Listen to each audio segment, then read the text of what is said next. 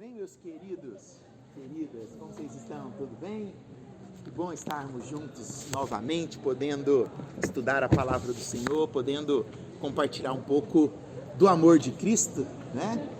Abra sua Bíblia aí, por gentileza. Eu quero ler com você um texto aqui em 2 Coríntios, antes de nós entrarmos necessariamente nos capítulos de hoje, que são capítulo 13 e 14, né?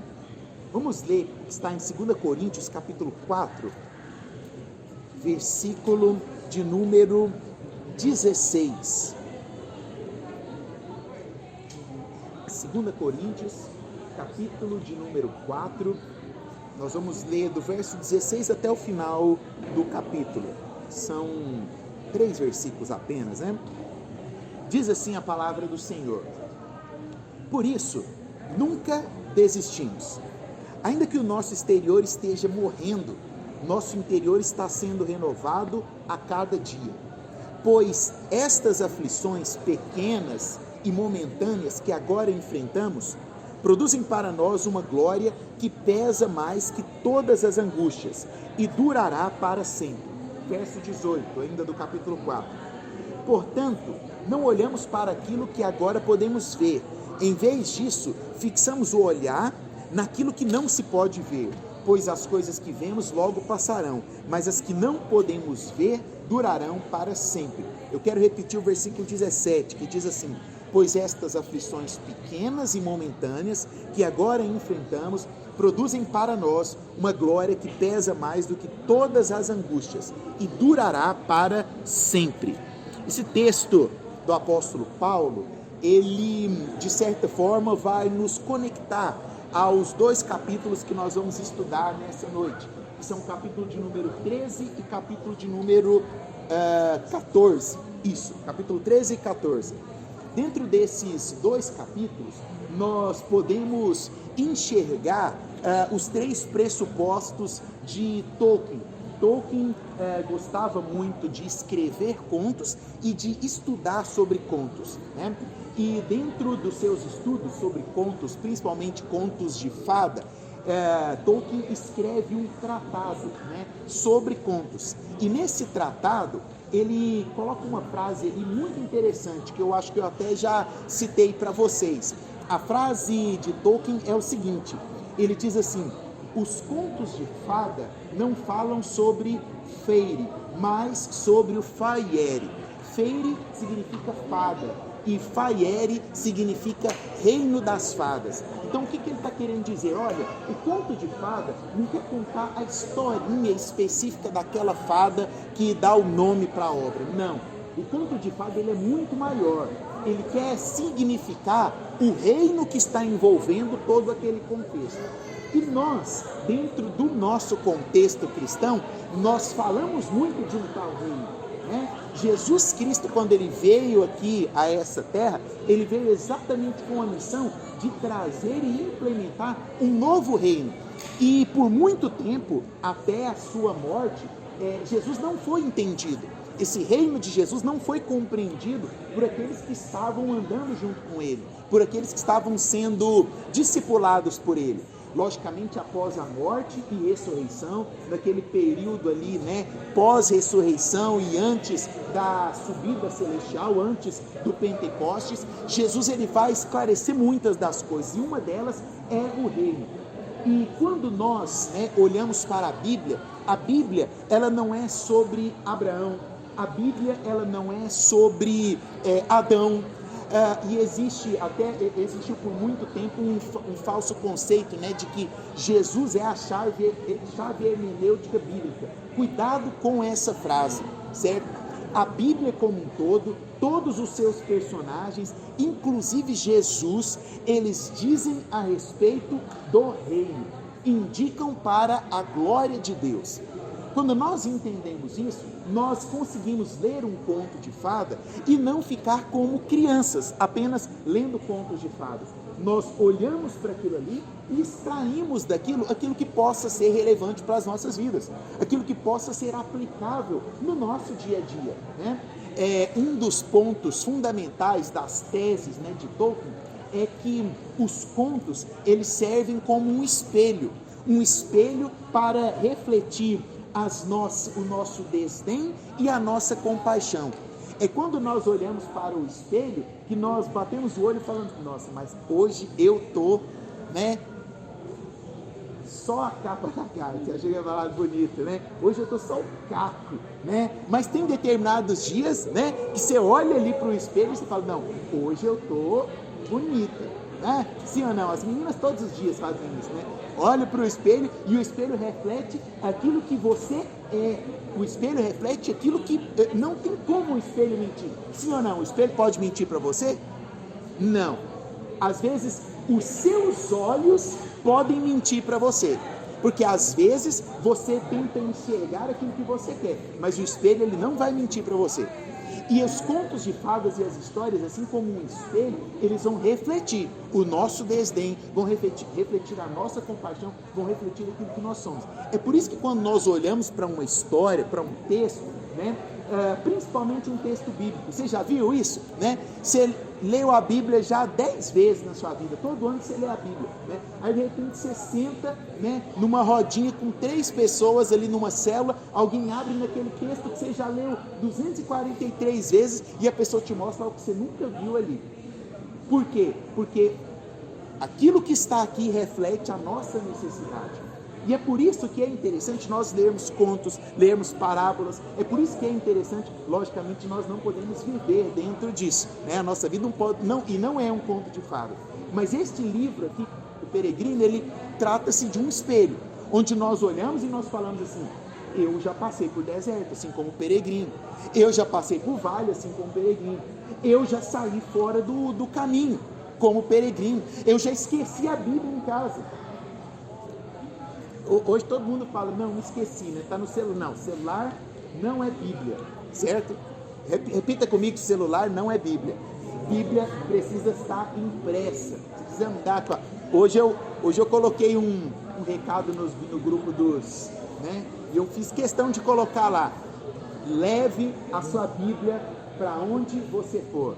Tenha uma Bíblia com você. Ah, mas você sabe que teve uma vez, eu fui para o Rio de Janeiro. Eu fui lá para...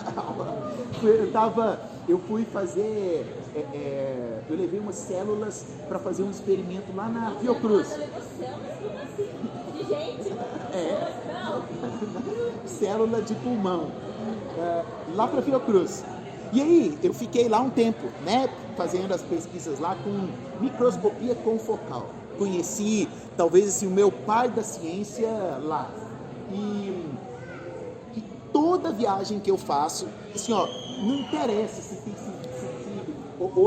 hoje ainda reduzir ainda mais, né, o peso, mas o peso da minha Bíblia, né, e aí eu, logicamente depois que eu comecei a colecionar a Bíblia, aí você vai encontrando umas que são mais leves, menor, para caber direitinho na mala, mas não tem uma viagem minha que dentro da minha mala não vá a Bíblia. E aí eu lembro que eu estava lá, né? E foi nessa época que eu comecei a dizer para Deus, coloca pessoas no meu caminho para eu poder pregar, coloca pessoas no meu caminho para eu poder falar da tua palavra. Aí eu lembro, né, que eu cheguei num dia, né, eu fiquei num hotel que tem lá dentro, lá, né, aí eu desfiz a mala e tal, e tinha o criado, que não pode falar mais, não é mais mudo, né, tinha lá o negócio. Aí eu deixei minha Bíblia lá em cima e fui pro trabalho. No final da tarde voltei, o quarto estava arrumado, eu falei, a pessoa passou aqui para limpar, né? Aí, beleza, no outro dia acordei cedinho, quando eu tô saindo para ir pro café da manhã, vem a pessoa que fazia a limpeza, né? Aí ela, oi, tudo bem? Aí eu falei assim, né? Uai, você me conhece, né? Aí eu, oi, tudo bem? Ela, você que tá nesse quarto? Eu falei, sim. Aí eu já falei, por quê? Ela falou, porque eu vi uma Bíblia. Você pode orar por mim? Eu coloquei lá no grupo dos homens hoje 20 tópicos de como ser homem. Leve a sua Bíblia onde você for. Tem uma Bíblia dentro do seu carro, tem uma Bíblia no seu ambiente de trabalho, tem uma Bíblia no seu quarto, tem uma Bíblia em todos os lugares. E tem uma Bíblia na sua mão. Porque é através dela que o Senhor vai te usar como instrumento. Mas isso não tinha nada a ver com o que eu preparei para hoje. Vamos para o capítulo 13. Bom, só essa parte, a introdução tinha, né? Lembrei, a Bíblia, então, ela nos conecta com esse mundo que é o mundo espiritual. Bom, para quem leu o capítulo 13, né, ele faz a transição do período do deserto, né? Nós temos ali o cristão saindo do deserto agora, e quando ele está saindo do deserto, ele juntamente com o fiel, ele encontra novamente o evangelista, os dois encontram o evangelista, e eles saem dali conversando, né? Sobre as coisas que eles tinham passado, né? Eles falam para o evangelista o tanto que eles estavam felizes, né, de ter encontrado. O evangelista pergunta sobre as dificuldades que eles tiveram, sobre as coisas que eles tinham conquistado e tudo mais. Só que o evangelista, antes de partir, deixa uma dica para eles, e eu achei muito relevante a dica que o evangelista dá. Sabe por quê? Porque todos nós temos momentos de deserto nas nossas vidas, sim ou não? Sim, você tem momento de dificuldade. Agora, o deserto dura para sempre? Não, o deserto passa. Então você já teve momentos na sua vida que era o deserto, e você venceu o deserto. Glória a Deus, aleluia por isso. Glórias gloriosas. Você saiu do deserto. Agora, não significa que sair do deserto é ausência de problemas. Olha o que o evangelista deixa duas dicas para o cristão e para o fiel. A primeira coisa é que ele fala assim: olha, vocês ainda não estão fora do alcance do diabo. Não é porque os problemas em teoria acabaram, não é porque você conquistou aquilo que você estava pedindo em oração, não é porque aquela pessoa que você estava orando converteu, não é porque você conseguiu aquele objetivo que você tanto esperava, você vai achar que o diabo saiu da sua frente. Muito pelo contrário, as maiores quedas do cristão são após uma vitória. Sabia disso? Após uma vitória, se sente, tô bem, né? Tô por cima. É a hora que o inimigo usa para derrubar. E a segunda dica que o evangelista deixa com eles, ele diz assim: mantenha o reino sempre adiante, não deixe as coisas desse mundo arraigarem em vocês. Isso aqui foi de forma muito propícia, muito especial. Por quê? O evangelista sabia o que estava adiante, o que eles iriam enfrentar. E o que eles iriam enfrentar? Eles chegam na cidade das vaidades e passam pela feira das vaidades. A feira das vaidades é algo que todo cristão vai passar. Eles falam que a feira das vaidades foi fundada por Beelzebu. Por quê? Porque era o caminho que todo peregrino passava. Então Beelzebu, no caso o diabo, né, teve a ideia, falou: eu vou fazer aqui a feira das vaidades, porque todos vão passar por aqui, e ao passar por aqui eu vou conseguir capturá-los. O cristão, juntamente com o fiel, então, entram dentro dessa cidade e passam por essa feira. E aí, eu não sei se você conseguiu captar dois detalhes. Vamos lá, Vini, vamos ver se você conseguiu captar. Tem dois detalhes muito legal da feira das vaidades, né? O primeiro deles é que lá tinha muitos artigos de Roma. Vendiam-se e divulgavam muitos artigos de Roma. Mas as coisas da Inglaterra, inclusive o povo da Inglaterra, tinha aversão à feira das vaidades. Você conseguiu captar? Roma, centro da igreja católica, e o centro... Cadê o João Vitor? Vocês não estão ligando para ele vir mais na igreja, não? Alguém tem que ligar para ele vir na igreja, né? De onde que saíram os maiores comércios de venda da história? As indulgências, né? Compre seu objeto, compre um pedaço da cruz, compre a pena da pomba que desceu sobre a cabeça de Jesus, compre o espinho e por aí vai, né? Cheio de coisas romanas. E por que ele cita que o povo inglês não gostava da feira, tinha aversão à feira? Porque na Inglaterra, naquele período, estava acontecendo a reforma puritana. Os puritanos estavam se levantando como símbolo, né, contra as artimanhas da igreja católica. É só um detalhe que eu não sei se você tinha captado juntamente comigo, né? E ele fala que a feira das vaidades, ela é de longa história, tem muito tempo que ela existe. Inclusive, o príncipe dos príncipes já passou por ela. Sobre quem que ele estava falando? Jesus. Jesus passou pela feira das vaidades. Mas Jesus gastou um centavo sequer na feira das vaidades? Nenhum. Por mais que tudo foi oferecido para ele. Assim como o cristão e o fiel. Eles vão passando e as pessoas, né, vão oferecendo coisas para eles, eles não dão atenção nenhuma. E fala que eles chamavam a atenção das pessoas daquela cidade. Por que eles chamavam a atenção? Primeiro, pela vestimenta, pelas roupas. Todo cristão e todo fiel toma cuidado com aquilo que veste, né? Toma cuidado com as suas roupas. A sua roupa diz quem você é, né? Segundo, pelo que eles diziam. O linguajar do cristão e do fiel chamava a atenção daquelas pessoas. E o linguajar, eu não estou falando do crentez, não, né? Ô varão, você tá bom? Né? Podei-vos assentar, né? É coisa que você só escuta dentro da igreja, você já viu isso? Né?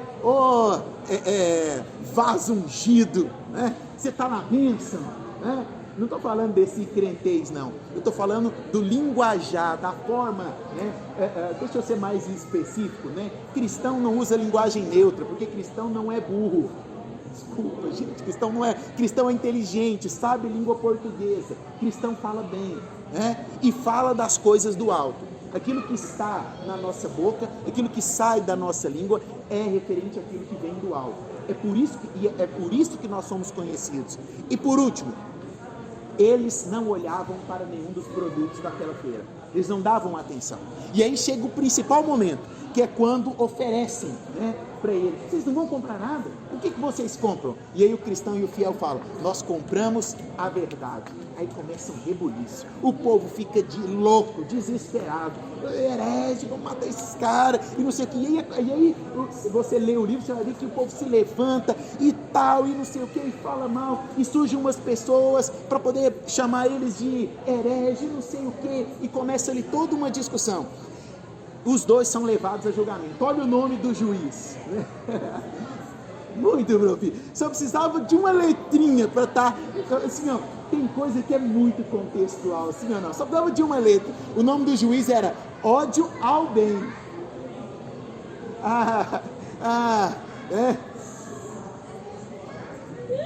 Deus, toma conta de Brasília. O ódio ao bem era o nome do juiz, né? E além desse juiz, chamaram algumas testemunhas. Olha quem eram as testemunhas: a inveja, a superstição e a bajulação. E aí começa ali as testemunhas a falarem. Eu não vou gastar tempo aqui, mas se você puder, pega nesse capítulo, porque as testemunhas levantam, né, a falsa testemunha, e o fiel pede a palavra para fazer a contra-argumentação. A contra-argumentação do fiel, se você decorar essa contra-argumentação do fiel, não vai ter um embate contra um não cristão que você vai perder. Está no capítulo 3, gasta tempo depois estudando as palavras do fiel, tá bom? Bom, mas aí ele acaba sendo condenado, certo? E aí chama o júri popular para votar, né, e condenar. Quem fazia parte do júri? A lascívia, a crueldade, o prejuízo. Quem aqui gostaria de ser condenado por isso? Eu quero ser muito condenado, sabe, pelo pecado. Eu quero ser muito condenado pela lascívia, pela promiscuidade, que me condenem, porque eu não me envolvo com eles. Condenaram o fiel. Por quê? Porque o fiel não se envolvia com as coisas da cidade, da vaidade. E esse foi o fim dele. Ele foi morto, apedrejado, né, queimado ali. E aí o capítulo vai terminar dessa forma. Esse foi o seu fim, o caminho mais curto até o portão celestial. Olha que coisa interessante. Este foi o seu fim. Aí você fala assim, nossa, o amigo do cristão morreu. Aí, ponto e vírgula, o caminho mais curto até o portão celestial. A morte não é o nosso fim. Nós não estamos aqui por causa do reino deste mundo. O nosso reino é celestial e nós estamos caminhando por isso. É exatamente por isso que você vai sofrer prejuízos. É exatamente por isso que as pessoas vão falar mal de você. É por isso que as pessoas vão levantar falsos testemunhos contra você. Sabe por quê? Porque você não é daqui. Você não é da terra das vaidades. O seu lugar é celestial. E no dia da sua morte, olha, pessoal, eu não vou fazer, como pastor a gente aprende muitas coisas, né? Eu já fiz casamento, já orei por recém-nascido, já apresentei na igreja, mas talvez o período mais cruel meu de aprendizado como pastor foi o meu primeiro velório. E o primeiro velório que eu fiz, que eu tive que fazer, foi do tio que eu mais amava na minha vida. Mas Deus nos ensina que Ele nos chama para algo exatamente por isso, né? E eu fiz e falei para Deus, eu nunca mais quero fazer o velório de alguém que eu amo. Então eu não farei o velório de vocês, certo? Mas vocês estarão no meu, possivelmente, certo? E lembrem-se de que eu falei para vocês o que estaria lá na minha lápide, tá certo? Pastor morreu, ponto e vírgula. Ele pegou o caminho mais curto até o portão celestial. Faça o favor, carneiro, é a sua missão conferir se vai estar lá na minha lápide, certo? Esse é o fim de todo cristão. Se Jesus não voltar, nós vamos morrer. E a nossa morte será o que? O nosso fim? Não, o nosso caminho mais curto. porque é para lá que nós estamos caminhando. Amém ou não? O capítulo 14 começa, né, com o reinício da caminhada do cristão. E aí tem algo muito interessante, né? Porque o capítulo 13, ele fala que, já no final de tudo, fala assim que Deus, na força da sua mão, na força da sua fúria, olha que coisa, Deus, na força da sua fúria, permitiu que o cristão conseguisse fugir da cadeia. Foi Deus quem permitiu que o cristão fugisse da cadeia. Então, quem foi que permitiu que o cristão fosse colocado também na cadeia? Deus. Se o cristão sofre, se eu e você sofremos, é por causa do diabo que é mais forte, que ganhou a guerra de braço com Deus? Não, é porque foi permissão de Deus. E na prisão, assim como o apóstolo Paulo aprendeu, assim como o cristão da história aprendeu, nós também aprendemos. E aí, na força do braço de Deus, Deus abre uma brecha e o cristão foge para continuar a sua caminhada. E nessa retomada da caminhada, o capítulo 14 começa exatamente assim: vi então em meu sonho que cristão não seguia sozinho. Como assim? Pois certo homem de nome Esperançoso, assim chamado depois de confirmada a sua fé, ao observar cristão e fiel em suas palavras. Meu querido, você entendeu? Entendeu? Você entendeu? Até o seu sofrimento, até a sua dor, até o seu choro, até a sua lágrima, são sinais do poder e da soberania de Deus, porque nisso Deus está usando para que o reino dele seja levado, para que o reino dele se propague. Quando você estiver sofrendo, quando você estiver chorando, quando você estiver passando por um momento difícil, lembre, o seu sofrimento, a sua dor e a sua dificuldade estão servindo para glorificar a Deus. E nisso, o esperançoso viu o que estava acontecendo com o cristão e com o fiel e se converte. E ele então se torna o parceiro, né, do cristão agora ao longo da jornada. Olha que interessante, né? Quando a morte chega e leva embora aquele que foi fiel até o fim. Quem é que foi fiel até o fim? Quando a morte leva aquele que foi fiel até o fim, aquele que foi fiel até o fim diz: vos darei o que nos dá e caminha ao nosso lado. Esse é o termo. Eu poderia falar assim: fim, terminou o livro. Olha que coisa mais maravilhosa, sim ou não? Você não sentiu um negócio aí, seu coração bateu mais forte, não? Ele está nos mostrando exatamente o que aconteceu quando nós tivemos Jesus assunto aos céus. A esperança caminha do nosso lado, o Consolador, aquele que nos consola nas nossas dores. E é esse agora que vai caminhar ao lado do cristão, né? Nesse segundo momento da sua jornada. Esse capítulo 14 ele acaba sendo longo porque eles vão encontrar o interesse próprio. E o interesse próprio, ele no primeiro momento, ele não quer falar o nome dele, né? Porque se ele falasse o nome, ele revelaria quem ele era, né? O interesse próprio. E ali, na conversa, o cristão já muito perspicaz, começa a descobrir e entender de onde que ele era, que era da cidade das boas palavras. E ali, ele entende quem ele era, descobre, e eles se afastam um pouco dele, começam a andar mais adiante. E aí, esse interesse próprio, ele encontra alguns amigos que se aproximam e começam a andar junto com ele. Olha o nome dos amigos: amor ao dinheiro, avareza e o apego ao mundo. E ali agora vai ter uma conversa entre eles. O cristão e o esperançoso estão lá na frente e esses aqui estão conversando agora e entram num assunto maravilhoso. Leia novamente, porque aqui eles vão comentar sobre exatamente a característica deles: o amor ao mundo, o amor às coisas naturais, às riquezas. E aí tem um momento muito interessante aqui, que o interesse próprio, ele faz uma pergunta, né, sobre como que um ministro ou um comerciante pode exercer a sua vida ministerial ou a sua vida comercial e não se apegar ao dinheiro. E aí, meus queridos, os amigos dele usam a Bíblia para convencê-lo de que tanto um ministro quanto um comerciante pode ser apegado ao dinheiro. Sabe, parece até assim: nossa, que isso? Eles foram lá em Abraão, que coisa! Qualquer semelhança não é mera coincidência. né? Muito cuidado com as pessoas que você ouve pregar sobre prosperidade, tá? Muito cuidado sobre o contexto de prosperidade. Por quê? Porque podem pegar a própria Bíblia e usar um texto sem contexto para dizer: isso aqui é para você, receba, né? Seja cheio de riquezas. Mas não é isso o entendimento verdadeiro que nós temos na Bíblia. Tanto que o cristão para e vai confrontá-los, e o cristão deixa eles um tanto quanto sem resposta, né? E dá uma paulada neles, chama eles de falsos fariseus hipócritas, né? E eles ficam um pouco grilados com o cristão, e eles vão caminhando e eles chegam perto da colina do lucro. Quando eles chegam lá perto da colina do lucro, quem que está lá chamando eles para vir para o lucro? Demas. Aí, você lembra quem que é Demas na Bíblia? Outro que é peculiar, lembra? Demas ou não? Quem escreve sobre Demas é o apóstolo Paulo, por isso que nós começamos lendo o texto do apóstolo Paulo.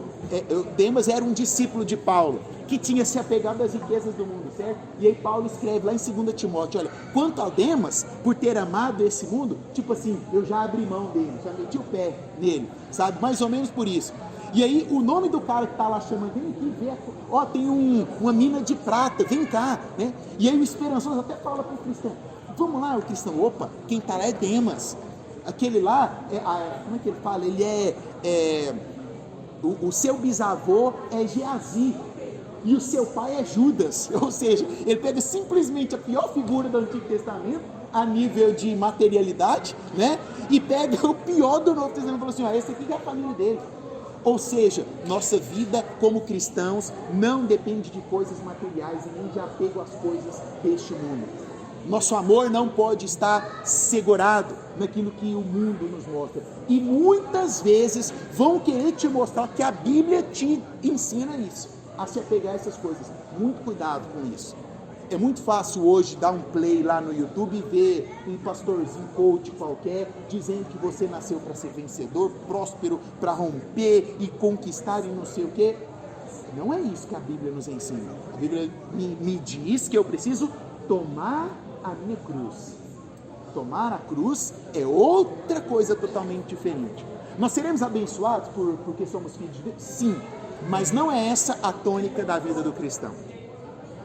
Por último, para terminar, os que estão vindo atrás, né, o interesse próprio, o amor ao dinheiro, a avareza, quando eles olham que o Demas chama eles assim, de imediato eles vão para a colina do lucro. E o que acontece quando eles chegam lá? Eles são tragados, um poço os consome ali. E o cristão mostra para o esperançoso aquilo que havia acontecido com eles. Nesse momento que os interesse próprio e seus amigos afundam ali, o esperançoso olha e fala: poxa, era para lá que eu estava querendo ir, ainda bem que você não deixou que eu fosse, não é mesmo, cristão? E aí o capítulo termina exatamente com a frase e a fala do esperançoso. Ele diz assim: sem dúvida nenhuma, você, cristão, me disse a verdade, mas grande é a misericórdia que nos cobre, porque nem você nem eu nos transformamos em exemplo disso, principalmente eu. Isso nos dá a oportunidade de agradecer a Deus, temê-lo e jamais esquecer da mulher de Ló. Sabe o que eu entendo quando esse capítulo termina? Existem muitas coisas que estão atrás de nós. O cristão e o esperançoso estavam à frente, e atrás estava a avareza, estava o interesse próprio. E assim como o cristão e o esperançoso, nós precisamos lembrar do conselho que o evangelista nos deu: tenha sempre em frente o reino dos céus. Não olhe para trás, porque quando nós olhamos para trás, nós somos como a mulher de Ló. A mulher de Ló olhou para trás e virou uma estátua de sal. Deus não quer que você pare no tempo. Você precisa continuar caminhando. Existem sonhos para alcançar, existem conquistas, existem pessoas que estão esperando por você, para que você chegue e leve a palavra da salvação. Você sabia? Você já parou para imaginar nisso? Que quando Deus criou o universo, que é jovem, assim como o planeta Terra, que tem em torno dos seus 6.000 e poucos anos, este mesmo Deus planejou que alguém te esperaria para levar a palavra de salvação? Você já parou para pensar que tem alguém que está dependendo da sua voz ressoar no ouvido dela, para que ela tome uma decisão de seguir a Cristo? O mesmo Deus que predestinou é o Deus que escolheu o método.